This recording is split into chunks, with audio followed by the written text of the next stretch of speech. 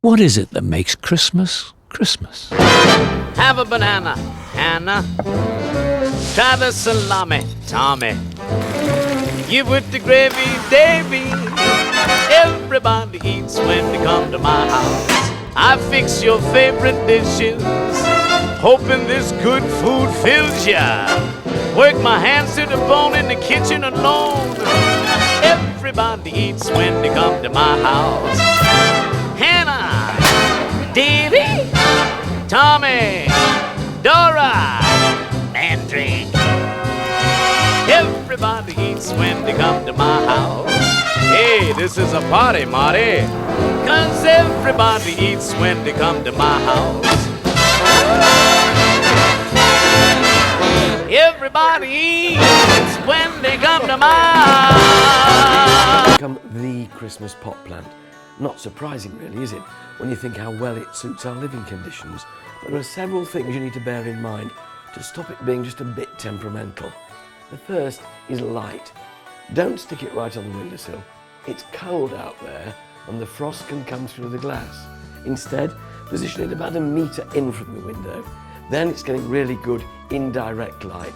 When it comes to watering, feel the surface of the compost, and if it feels like a freshly wrung out flannel, damp to the touch, it's fine. Don't overwater it, because that can result in the leaves dropping off. And when you're bringing it home, make sure it's well wrapped up. Being a native of Mexico, it's susceptible to being chilled. And when it's chilled, the leaves in a week or two's time will turn black and fall off. But get all these things right to last you. Throughout my married life, we've had a real Christmas tree. There's the excitement of going and selecting it, the magic of bringing it home, and that glorious fragrance that you just don't get from a plastic or a tinsel tree. Nowadays, most of us go for Nordmann fir. It always used to be Norway spruce, but you know what they were like. They shed their needles and they look like pipe cleaners within a fortnight. Nordmann fir is a real beauty. It hangs onto its needles, and if you make sure that you look after it properly, it'll see you right through into the new year. Buy one that you know will fit your room. It's worth taking a tape measure with you, not only for ceiling height, but also for width. And if you want to put it against a wall, well, if it's only got one decent side, that might actually be an advantage. Whatever you do, never buy a tree in a net like that. You can't see what it looks like, you can't see where it's got gaps and branches are missing. Buy them in full view and have them netted to take home. And when you get it home, this cut edge on the bottom here may well have dried out. It's always worth sawing a couple of inches off that and standing it in a bucket of water. If you've just no room for a massive tree like this, then consider a smaller potted version. These can stand on a table in your sitting room, and at the end of the festive period, they can go outside and be plunged in a bed or border.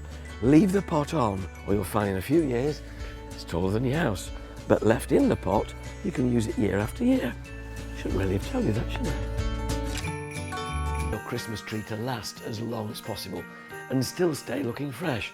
Well, the answer is to bring it in as near to Christmas as you possibly can. Bring this in at the end of November and it's going to start shrinking and just desiccating. The other way of making sure it stays plumped up is to put it in a stand with a reservoir. If you saw a couple of inches off the base of the trunk, the tissue will be beautifully moist and it will instantly suck up the water rather like a large bunch of flowers. And don't put it too near to a heat source, either a fire or a radiator. This sort of distance away is just about right. It won't get too hot, it won't get cooked. And then, all you need to do is get your baubles out.